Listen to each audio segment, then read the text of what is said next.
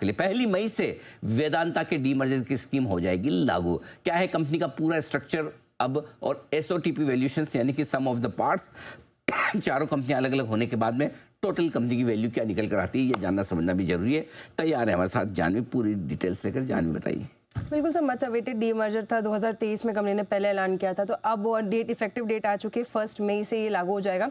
तो टोटल 5 वेदांता की कंपनीज हो जाएगी इंडियन लिस्टेड में। अब 4 कंपनीज का ये लोग डीमर्जर करेंगे, जिसमें एल्यूमिनियम बिजनेस होगा, power business, oil and gas, iron ore, ये चारों बिजनेस को डीमर्जर किया जाएगा। और 5वीं जो कंपनी रहेगी, जो वेदांता लिमिटेड ऑलरेडी लिस्टेड है, इनके पास इनका बेस मेटल्स का कारोबार, हिंदुस्तान जिंक की होल्डिंग, और जो बाकी न्यू एज बिजनेसेस कर रहे इसकी जो होल्डिंग होगी, ये वेदांता लिमिटेड के पास रहेगी। और बाकी सारे बिजनेसेस को अगर देखें तो डीमर्जर किया जाएगा, 1:1 के रेशियो में ये डीमर्जर किया जाएगा। और अगले 2 मई से अगर देखें तो अगले 2 महीने में ये दोनों सभी कंपनीज को लिस्ट कराने की कंपनी की योजना है।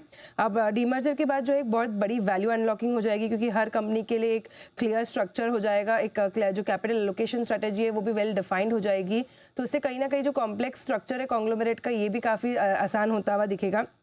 लेकिन अगर अभी फिलहाल कंसोलिडेटेड एबिडा में अगर देखें तो एल्यूमिनियम बिजनेस का सबसे ज़्यादा योगदान है, 46% के जो रेवेन्यू आती है, जो कंसोलिडेटेड एबिडा है उसका हिस्सा एल्यूमिनियम से आता है। फिर दूसरा है हिंदुस्तान जिंक का बिजनेस, जो 40% का जो है पूरा कंट्रीब्यूशन देता है। Oil and gas, zinc international भी अगर देखें तो 2.5% से 6.5% तक का यहाँ पर एबिडा में इनका कंट्रीब्यूशन है। लेकिन अगर एसओटीपी के बेसिस पे अगर देखें तो क्या वैल्यूएशन निकल के आती है, तो नुवामा का अगर टारगेट प्राइस देखें तो 899 रुपीज़ का है, जिसमें वो डिविडेंड के लिए 49 रुपीज़ अलोकेट कर रहे हैं। लेकिन उसके अलावा देखें तो एल्यूमिनियम बिजनेस जो सबसे ज़्यादा इनका वैल्यूड बिजनेस है, यहाँ पर 449 रुपीज़ पर शेयर का जो है ये वैल्यू अलोकेट कर रहे हैं।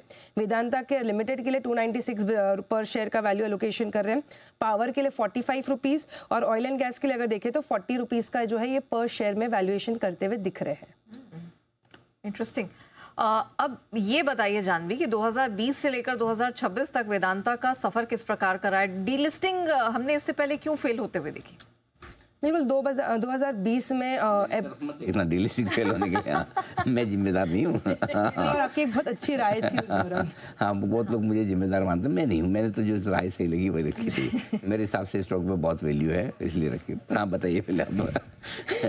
बिल्कुल 2020 में अराउंड अप्रैल मई में कंपनी ने अनाउंस किया था कि वेदांता को डीलिस्ट किया जाएगा। उस समय पे अगर देखें तो उन्होंने फ्लोर प्राइस जो दिया था 87.5 पर शेयर का दिया था।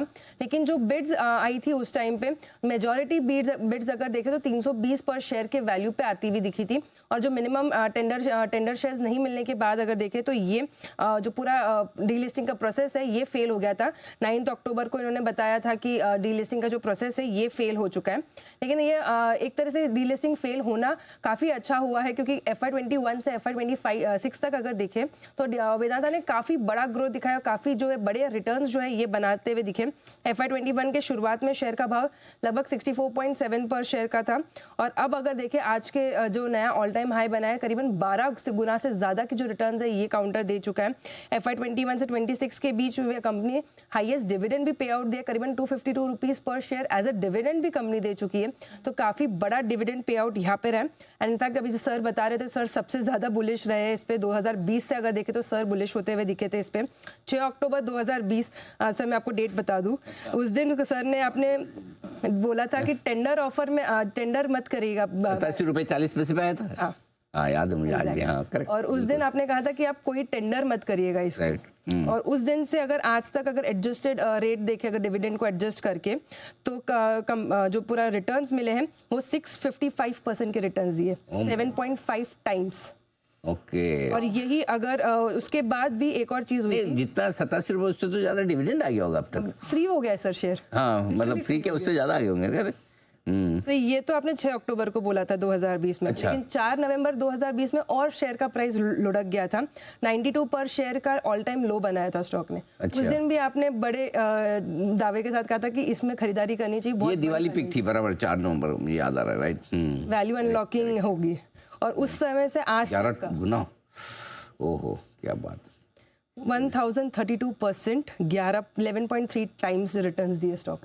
1042 रुपए हो गया, मतलब एक डिविडेंड को जोड़ के 87 रुपए वाला 1042 हो गया, 11 गुना में। बढ़िया है। अच्छा, अगर लोगों ने, और बहुत लोगों ने ऐसी ये शुरुआती कुछ ऐसे स्टॉक थे, आईटीसी हुआ, वेदांता हुआ, उसमें लोगों ने जमकर पैसा बनाया, क्योंकि जब 87 रुपये का भाव था तब हमने कहा था कि इसकी फेयर वैल्यू 323 रुपये होती है, और एलआईसी उससे पहले आपको बायबैक में देगा नहीं, टेंडर ऑफर करेगा नहीं, और वही हुआ। और धीरे धीरे उसके बाद तो खैर सोने चांदी और मेटल की तेजी का और फायदा मिल गया, फिर 500 550 से फिर हम और बुलिश हुए, वहाँ से और चलते चलते अब यहाँ तक पहुँचा, तो बढ़िया है।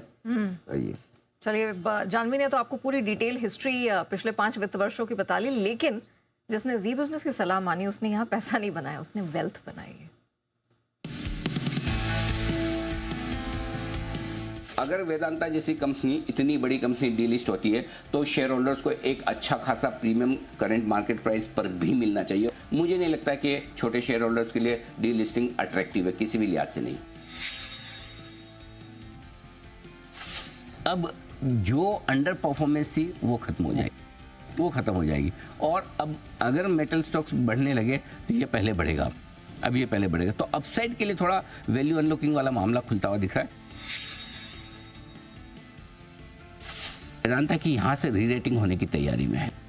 अब ये स्टॉक मुझे नहीं लगता कि 600 के पहले रुकेगा। स्टॉक को जिस किसी के पास है, जिन्होंने काफ़ी पेशेंस के साथ रखा होगा, उनके लिए अब रिवॉर्ड आने का टाइम आ रहा है।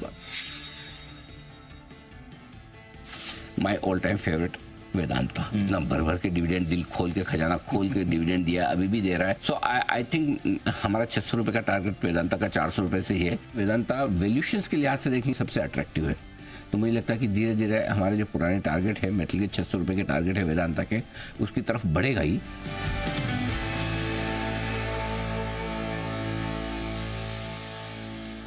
नेहा जी, आपने देखा पहले बाइट से लेकर अब तक की बाइट में आज तक में कितना फर्क आ गया है। वेदांता के भाव में मेरे में भी आ गया, मैं देखा मेरी है एकदम वंस अपॉन ए टाइम वाले थे वो हाँ मत बोलो, नॉस्टैल्जिया ओवरलोड हो रहा है आपको। वंस अपॉन ए टाइम वाला। मैं 1 घंटे का शो किया था हमने उस समय वेदांता में। आप हमारे पैनल में से जरा पूछे किस किस को याद है, हमने वेदांता के ओपन ऑफर या डीलिस्टिंग ऑफर में शेयर टेंडर क्यों ना करें, उसके ऊपर 1 घंटे का शो किया था। आई डोंट नो, कुणाल जी को याद है बिल्कुल, वाह, सुमित जी भी थे यहाँ, तब हमने बहुत स्ट्रांगली पूरी फंडामेंटल रिसर्च के साथ रखा था। देखिए क्या बात है, ये तो जिसने भी प्रोमो बनाया उसको बहुत बहुत धन्यवाद। मतलब इतनी पुरानी बाइट कहाँ से निकाल के, बड़ी चीज़ है। ये इनिशियल डेज से जब बहुत बढ़िया तेजी वेदांता में एकदम सही वक्त पर पकड़ रहे हैं, और हमारा एक फंडा बहुत क्लियर था, जब प्रोमोटर बायबैक करके डिलिस्टिंग करना चाहते हैं तो वो डिस्काउंट पे नहीं होनी चाहिए, वो प्रीमियम पर होनी चाहिए। इन्वेस्टर्स को प्रीमियम मिलनी चाहिए, और प्रीमियम कम से कम अगले 2-3 साल की कमाई की मिलनी चाहिए। वो बेसिक फॉर्मूला था मेरा, तो उसके बेसिस पे मैंने मांगी थी कि ये प्राइस होनी चाहिए। देखिए वहाँ से बढ़िया पैसा बना रहा है, अब भी बन रहा है।